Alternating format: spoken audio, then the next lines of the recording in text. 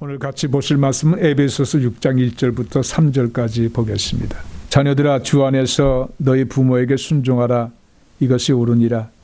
내 아버지와 어머니를 공경하라. 이것은 약속에 있는 첫 계명이니 이로써 내가 잘되고 땅에서 장수하리라. 아멘. 저는 오늘 여러분과 함께 주 안에서라고 하는 제목으로 말씀을 나누겠습니다. 제가 운전 중에 라디오를 듣는데 그 담당 PD하고 많은 사람들이 전화 연결이 되어서 이제 그 어머니에 대한 추억을 이렇게 각자 이렇게 나누는 그런 라디오 방송을 듣게 되었어요. 여러 사람이 이제 전화 연결이 돼서 자기가 가지고 있는 어머니에 대한 추억들을 쭉 나누면서 그들의 그 어머니에 대한 기억을 이렇게 되살리는 그런 그 이야기들을 제가 듣게 되었는데 참 너무나 감동스러웠어요. 거기에 라디오에 연결된 분들은 대부분 어머니가 지금 이 세상에 안 계신 분들이에요. 보니까 계실 때는 몰랐는데 떠나가신 다음에 어머니가 그립고 어머니의 빈 공간이 너무나 크고 그리고 그 어머니의 발자취가 너무나 아름답다고 그렇게 기억하는 것입니다. 그렇게 추억하는 것입니다. 그러면서 저도 그 이야기 나누는 분들의 이야기를 이렇게 들으면서 저희 어머니를 한번 생각해 보게 되었어요. 너무나 지난 세월이 고달프게 산 어머니의 인생이지만 참 아름다운 삶이셨다. beautiful life였다라고 하는 제 고백이 나오고 저에게 우리 목사님 가장 존경하는 분이 누구십니까? 라고 묻는다면 저는 단호하게 저의 어머니라고 말할 수 있습니다. 비록 배운 거 없으셨고 남루하게 사셨고 또 그렇게 인생을 힘들게 사신 흔적이 많지만 그러함에도 불구하고 어머니가 말없이 남겨준 그 길들, 말년에는 또 예수님을 영접하고 또 늘 기도하는 삶을 사셨던 그 어머니가 저에게 있어서는 가장 존경하는 분이라는 사실을 분명히 저는 고백할 수가 있었습니다. 그분이 계시기 때문에 지금 저의 삶이 있고 저의 숨겨진 모습이 있다라고 생각하기 때문에 그렇습니다. 어머니는 그와 같은 평가를 받을 만한 충분한 자격이 있습니다. 이사야서 49장 15절에 보시면 이렇게 기록되어 있습니다. 여인이 어찌 그 젖먹는 자식을 잊겠으며 자기 태에서 난 아들을 긍휼히 여기지 않겠느냐. 그들은 혹시 잊을지라도 나는 너를 잊지 아니할 것이라.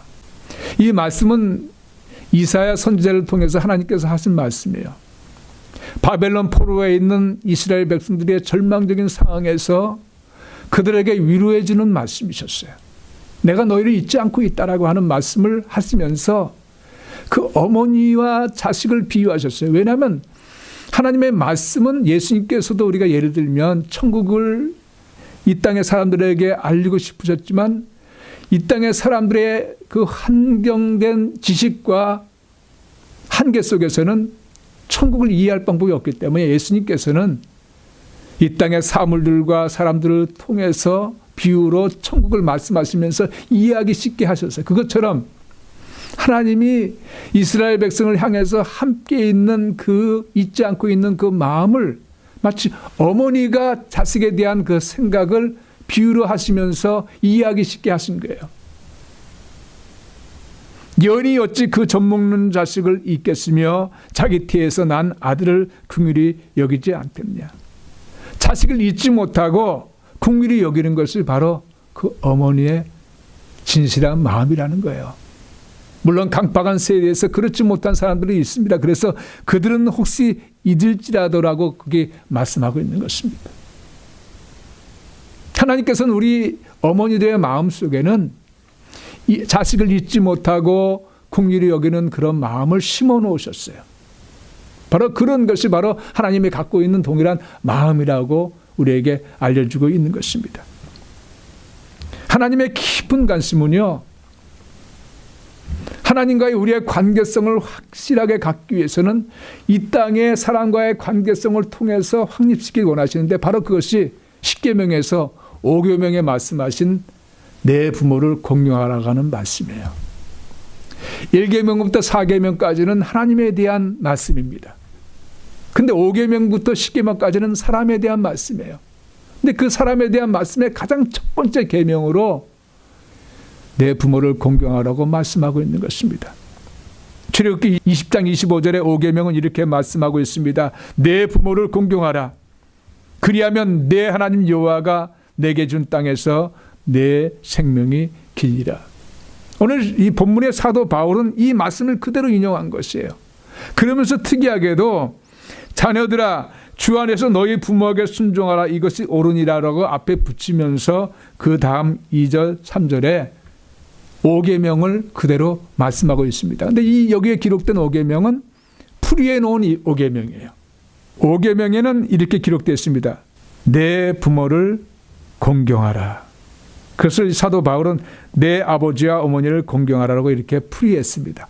그리고 그리하면 내 하나님 여호와가 내게 준 땅에서 내 생명이 길리라 5계명의 그 말씀을 사도 바울은 이것은 약속 있는 첫 계명이니 첫 계명이라고 한 말은 바로 인간에 대한 첫 계명이란 말이에요. 이로써 내가 잘되고 땅에서 장수하리라 똑같은 내용이죠. 다른 계명에는 약속이 없는데 이 계명에는 약속을 주셨다는 거예요.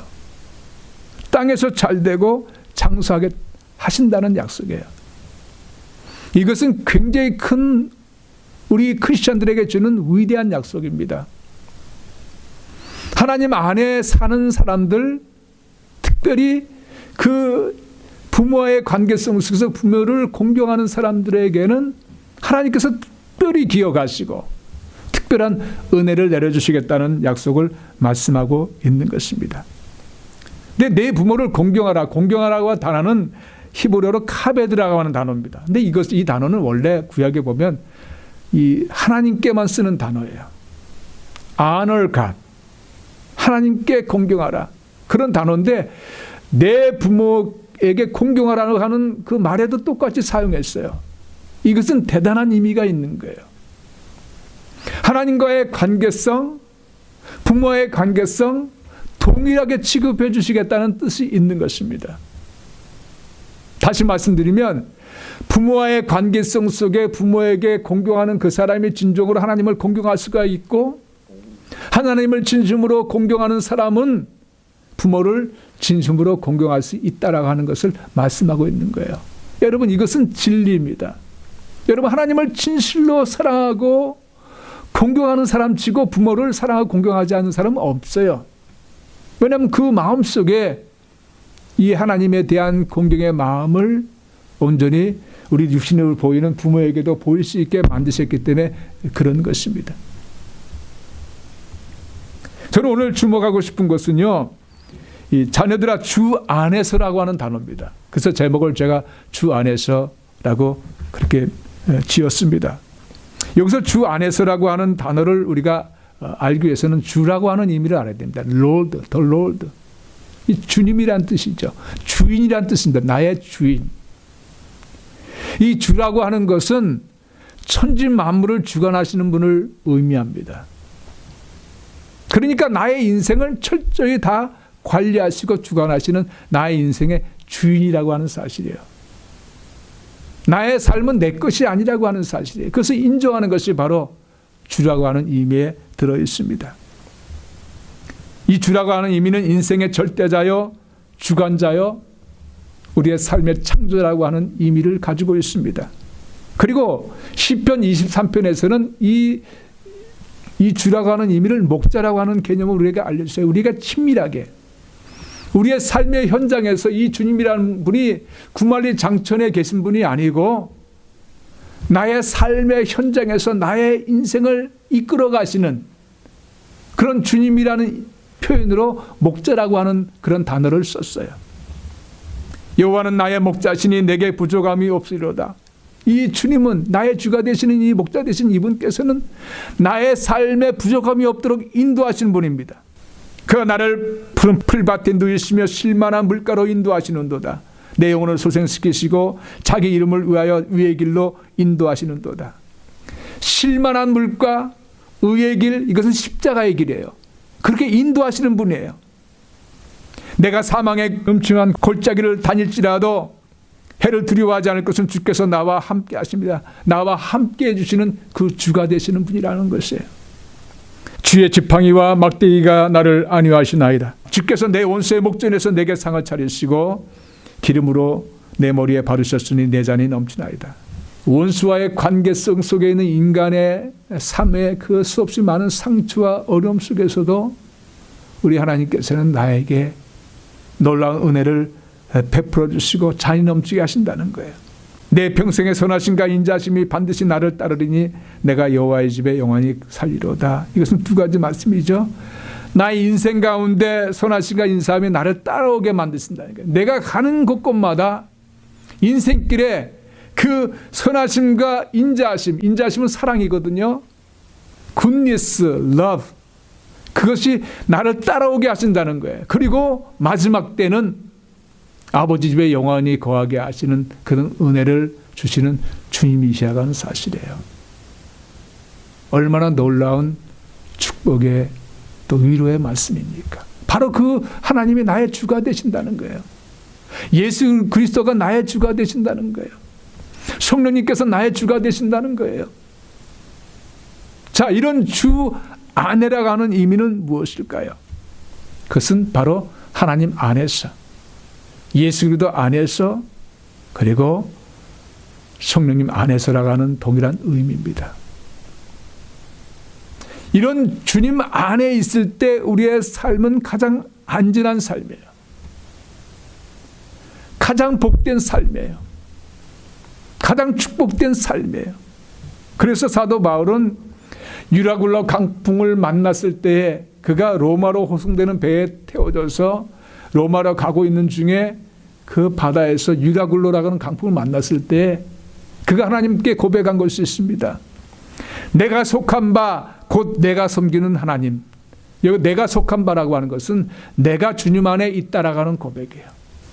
내가 주님 안에 온전히 있는 그런 삶을 사는 그런 사도 바울에게는 험한 태풍이 다가와도 전혀 두려움이 없었어요. 전혀 의심과 염려가 없었어요. 왜요? 주님 안에 있었기 때문에. 주님이라고 하는 이 세상을 창조하신 그 목자 되신 그분 안에 있는 가장 안전한 곳에 있었기 때문에 그런 고백을 할 수 있었고 그런 삶을 살 수가 있었습니다. 그래서 잠언서 16장 3절에 가서 보시면 너의 행사를 여호와께 맡기라. 그리하면 내가 경영하는 것이 이루어지리라고 말씀하고 있는 거예요. 주 안에 있다는 것은 바로 맡김의 또 다른 표현이에요. 주 안에 있다고 하는 것은 주님 손에 나 자신을 다 맡긴 것을 말하는 거예요. 나의 인생을 맡긴 거예요. 그것이 주 안에 있다고 하는 표현의 또 다른 모양입니다. 너의 행사를 여호와께 맡기라고 하는 것은 여호와께 던져버리라. 여호와의 손에 올려드리라 그런 의미예요. 그러니까 나를 떠난 거예요. 내가 플랜, 계획하는 모든 것들을 우리 하나님 손에 올려드리면 하나님께서 그리하면 내가 경영하는 것이 이루어지리라. 이거 수동태로 써있지만 원본에 보면 He will establish your plans라고 되어 있어요. 하나님께서 너의 계획들을 경영하는 것들을 이루어 주실 것이다 라고 그렇게 약속하고 있는 것입니다. 우리가 주님 안에 있다고 하는 것은 그분에게 온전히 맡기는 거예요. 그분에게 나의 모든 것을 올려드리는 거예요. 그래서 주 안에라고 하는 의미가 너무나 큰 것입니다. 요한복음 15장 5절 7절에 보면 예수님께서 이렇게 말씀하고 있습니다. 나는 포도나무 너희는 가지라. 그가 내 안에 내가 그 안에 거하면 사람이 열매를 많이 맺나니 나를 떠나서는 너희가 아무것도 할 수 없습니다. 여기서 그가 내 안에 내가 그 안에라고 하는 것은 똑같은 표현이에요. 우리가 예수님 안에 있다고 하는 것은 예수님이 우리 안에 같이 있다는 똑같은 의미예요. 너희가 내 안에 있으면 열매를 많이 맺게 된다는 것입니다. 그러나 나를 떠난 그런 삶을 살게 된다면 너희가 아무것도 할 수 없음이라고 분명하게 말씀하고 있고 그 다음 절에 보면 사람이 내 안에 거하지 아니하면 가지처럼 밖에 버려져 마르나니 사람들이 그것을 모아다가 불에 던져 사르느니라. 저주받은 인생을 표현하고 있는 거예요. 예수님 밖에 있는 사람들은 저주받은 인생이라고 하는 것이에요. 누가복음 15장에 보시면 11절 이하에 탕자의 비유가 있습니다.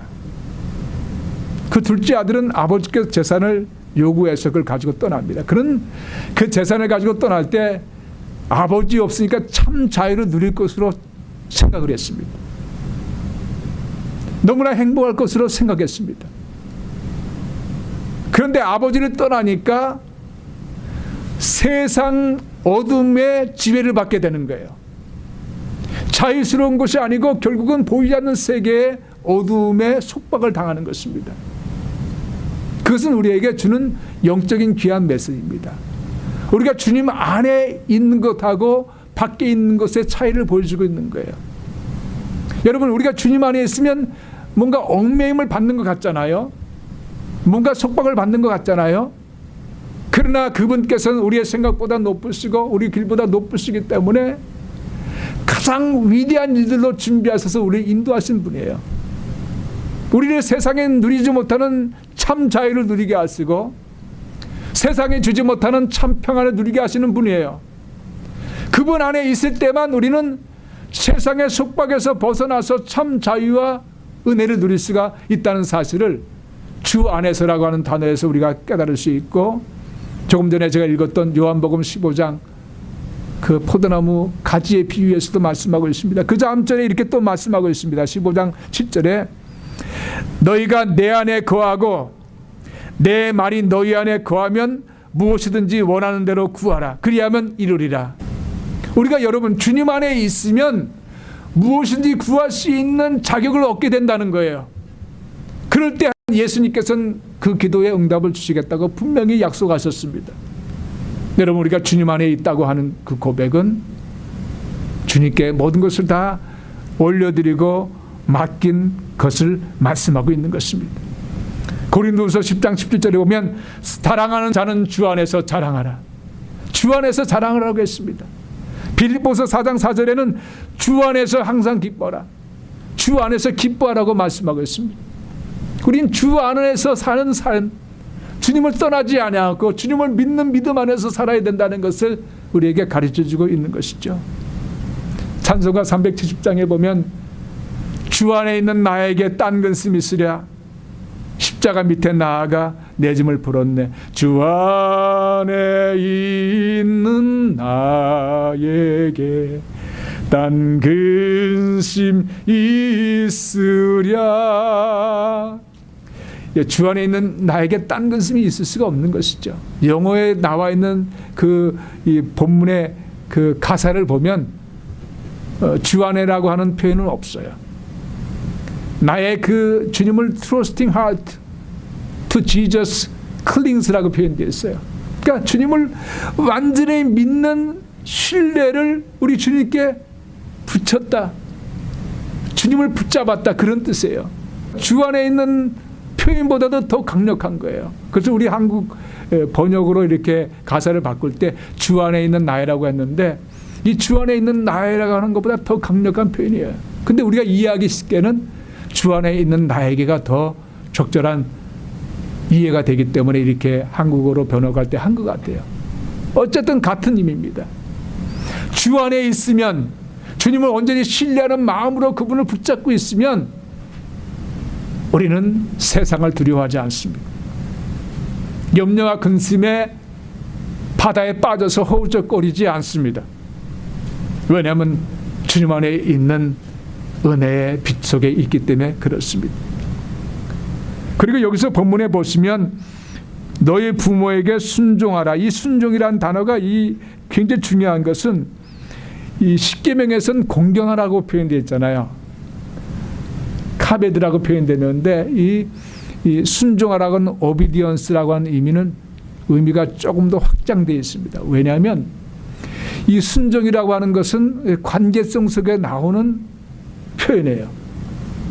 일방적으로 부모를 공경하고 일방적으로 어떤 행동을 취하는 것이 아니고 그 부모에 대한 마음을 살피는, 그 마음을 잘 다독이고 이해해 주는 그런 자리에서의 순종을 말하는 거예요. 그러니까 관계성에 순종해요. 내가 부모에게 하고 싶지 않은 마음으로 억지로 하는 것이 아니라 내 마음속에 자발적으로 부모에 대한 궁휼의 마음, 안타까운 마음, 이런 것으로 하는 자세를 이 순종이라고 표현하고 있는 거예요. 얼마나 아름답습니까? 얼마나 아름다운 관계입니까? 여러분, 우리는 부모의 마음을 깊이 알 수 없을 때가 너무나 많습니다. 인생을 살아가면서 점점 깨닫잖아요. 점점 발견하게 되잖아요. 아, 그때 우리 어머니가 이런 생각이셨겠구나 라고 생각하면서 가슴 뭉클하게 눈물 나올 때가 있잖아요. 우리 순종이라는 것은 바로 그런 의미에서 내 어머니의 마음을 이렇게 헤아리고 살펴보고 그 이해하는 입장에서 자발적인 그런 효도를 말하는 것입니다. 또 여기서 보니까 이것이 옳으니라라고 말씀하고 있습니다. 이 옳으니, this is right라고 되어 있어요. right라고 하는 뜻은요, 하나님의 뜻이라는 뜻이에요. 부모를 공경하는 것은 하나님의 뜻입니다. 하나님의 기쁘신 소망입니다. 그래서 이것이 하나님의 옳으니라라고 그렇게 표현하고 있습니다. 말씀을 마치겠습니다. 오늘 이 사도 바울이 출애굽기 20장 25절의 말씀을 인용하면서 에베소 교회에 편지를 쓸 때에 아주 중요한 마음을 가지고 그렇게 편지를 썼습니다. 하나님과의 옳은 관계는 바로 부모에 대한 자식의 관계성 속에서 정립된다는 것을 다시 한번 가르쳐주고 있는 거예요. 이것은 여러분 사실입니다. 부모를 공경하지 않는 사람이 하나님을 공경한다고 표현할 수 있을까요? 물론 그렇게 표현될 수 있을 거예요. 예수님께서 마태복음 15장 보면 이 유대인들이 만든 전통이 있다고 했습니다. 장로들의 전통이 있다고 했습니다. 그 전통 중에 한 가지가 고르반이라고 하는 단어가 나타나요. 하나님께 내가 드리겠다고 맹세하는 것을 말합니다. 하나님께 드린다고 하는 고르반이라고 하는 맹세를 하고 났기 때문에 부모에게 내가 하나님께 돈을 드렸기 때문에 당신 부모들에게 돈 줄 돈이 없다라고 하는 것을 변명하는 도구로 사용되고 있다는 것이에요. 하나님께 바치고도 남는 돈들이 있어요. 근데 그 돈을 아까워서 부모에게 주지 않기 위해서 내가 하나님께 드렸다, 고르반 되었다라고 그렇게 하면서 핑계를 대고 부모를 섬기지 않는 것이라고 예수님께서 책망하는 장면이에요. 여러분, 전통이 나쁘다고 예수님께서 말씀하신 것이 아니에요. 아름다운 전통들이 얼마나 많습니까? 근데 그 전통이 하나님의 뜻과 소망과 가르침을 거역하는 전통이라면 그것은 나쁜 전통이죠. 반드시 배격해야 될 전통이. 그래서 예수님께서 말씀하신 거예요. 장로들의 전통이 하나님의 계명을 폐한다고 예수님께서 책망하신 것입니다. 그렇기 때문에 우리는 진실로 하나님을 정말로 공경한다고 하는 그 의미를 우리가 확인할 수 있는 유일한 방법은 내 부모님에 대한 분명한 공경을 할 때 하나님에 대한 공경을 하나님은 인정해 주신다는 사실이에요. 오늘 이 본문에 제가 결론적으로 드리고 싶은 말씀이 바로 그것입니다. 오늘 본문이 말씀하고 있는 것은 이중성입니다. 부모에 대한 공경을 요청하면서 동시에 하나님에 대한 순종을 요청하시는 말씀이라는 거예요. 그렇기 때문에 여러분, 이 땅에 우리가 육신적으로 공경할 만한 부모가 안 계신다 할지라도 이 원리성은 그대로 우리 하나님에 대한 공경의 마음을 우리는 그대로 가져야 된다는 사실이에요. 그것을 가르쳐주고 있습니다. 하나님을 온전히 공경할 때만 우리는 하나님의 약속대로 이 땅에서 축복을 받을 수가 있습니다. 하나님과의 온전한 관계를 가질 때에만 우리는 이 땅에 부모님과의 온전한 관계를 가질 수 있다는 것을 말씀하고 있는 거예요. 이 어머니 날에 우리는 부모님을 다시 한번 생각해 볼 수 있는 시간을 갖게 하고 본문 말씀처럼 부모를 공경하는 그런 아름다운 신앙의 길, 그것이 하나님을 온전히 공경하는 신앙의 길이라는 사실을 깨닫고 그런 아름다운 축복을 누리는 여러분 되시기를 주님의 이름으로 축원드립니다.